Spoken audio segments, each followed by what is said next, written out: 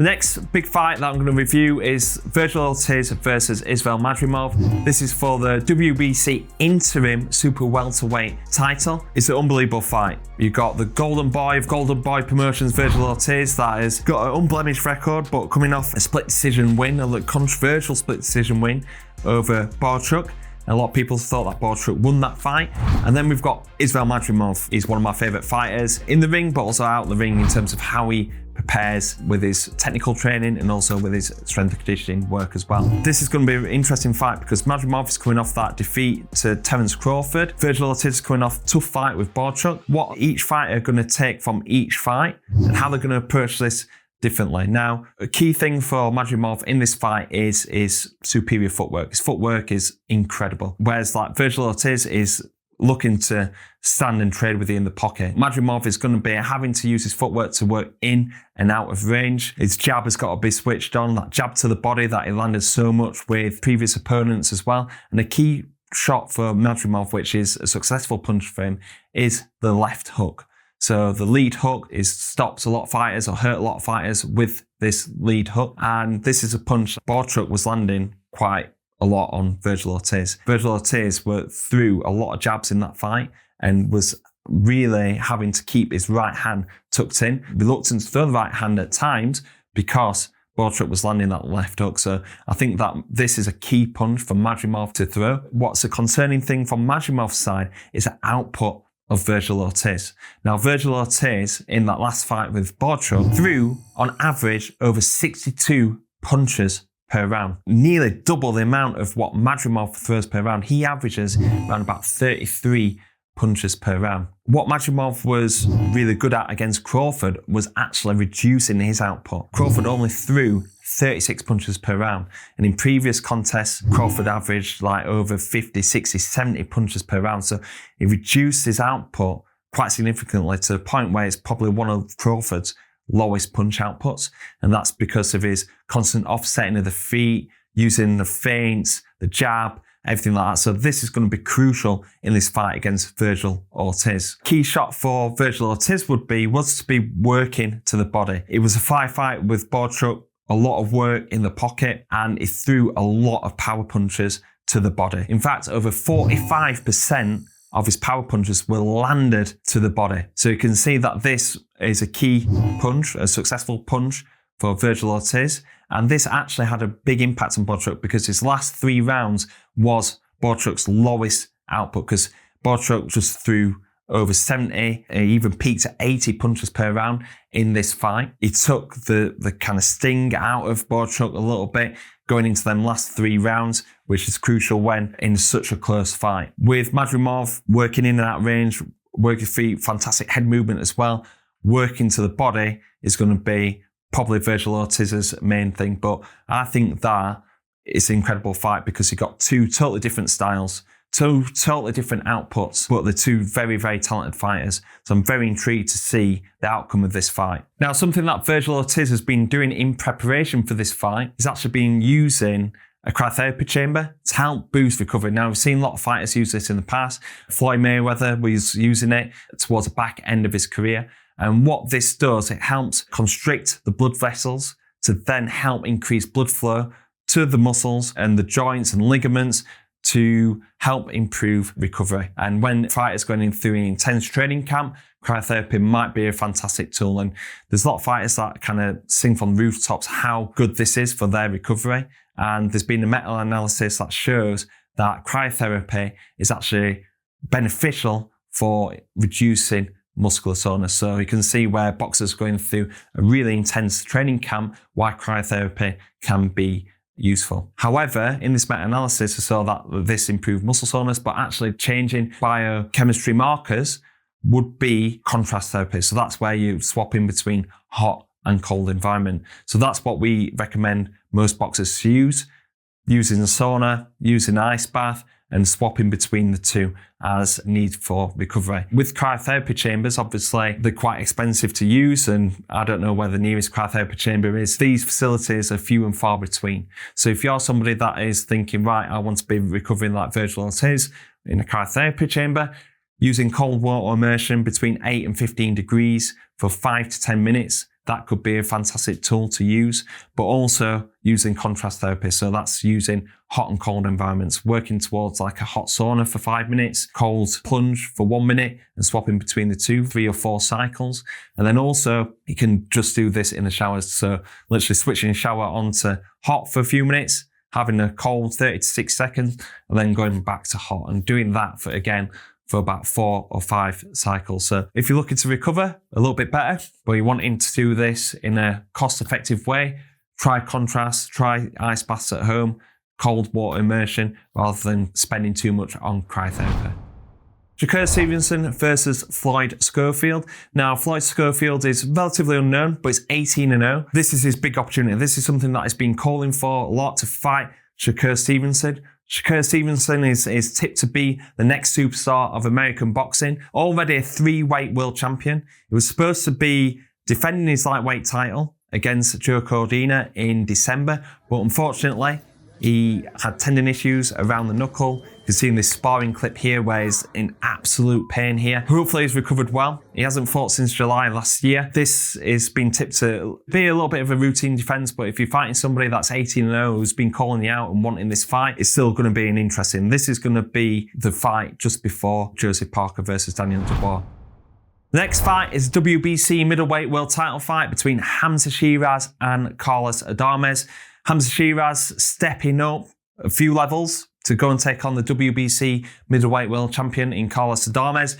And it's going to be a really interesting fight because, like I said, Hamza Shiraz is stepping up, but is on an incredible knockout run. He's won the last 12 fights by knockout. In them 12 fights, he's stopped the likes of Liam Williams, Amo Williams, and Tyler Denny. And they've been all really impressive wins and done it in relatively easy fashion. Even though it's a big step up, I think he's ready for this step up, and he's got a lot of physical advantages going into this fight. He's got a 4-inch height advantage and a 2-inch reach advantage. Hamza Shiraz is incredibly tall and rangy for the weight, and also he's 5 years younger than Carlos Adames. Carlos Adames just got 1 loss on his record, and I think that it's going to be a good fight. Hopefully Hamza Shiraz gets a win and brings that world title back to Britain.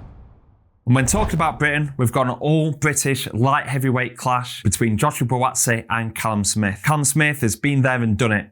He's already been a world champion and he's fought the best of the sport in Canelo Alvarez and Bertibiev, losing both of these fights, but he's fought at the highest level. Whereas Buatsi has been pro for 7 years now.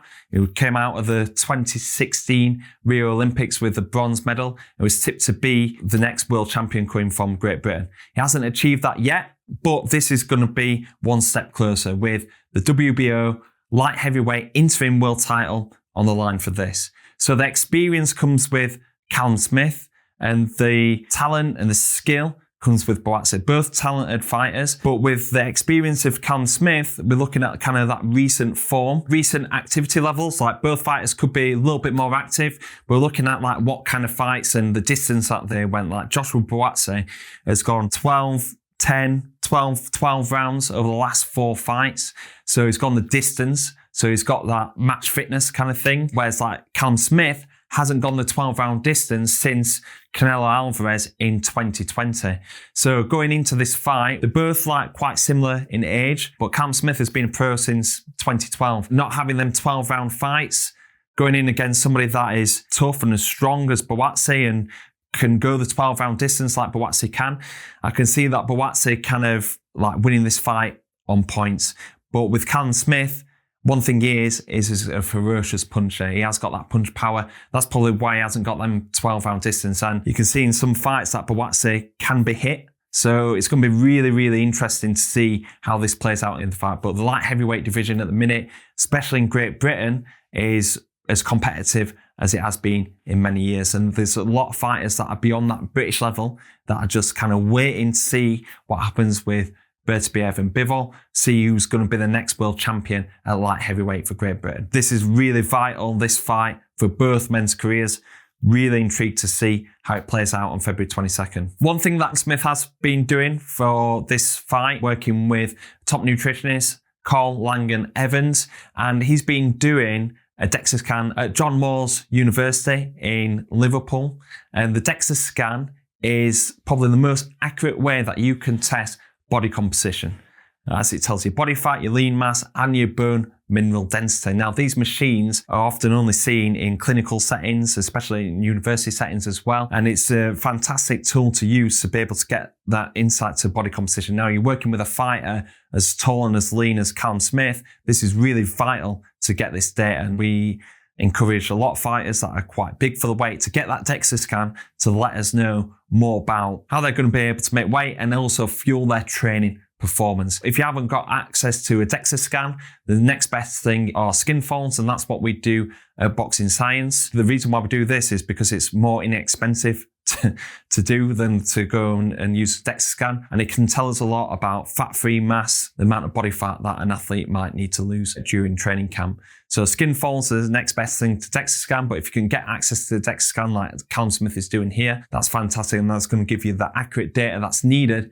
to help fuel your performance and make weight safely and effectively. Okay, so the last fight we're going to review is the big heavyweight showdown between Zhang and Ajit Kabayel. To open the card with this level of fight is unbelievable. It just speaks volumes about the quality of this card and how special it's going to be. Zhang having 2 big wins against Joe Joyce, come unstuck against Joseph Parker, but then came back with that big knockout win over Deontay Wilder. And Kabayel had the big win over Derek Chisora back in 2017 for the European title, and went into a little bit of obscurity, but then the last 2 performances being on season cards against Madrimov and Frank Sanchez, where he probably came in as an underdog in them fights. Unbelievable performance, absolutely destroyed both opponents, and interestingly, body shots were the key in these 2 fights.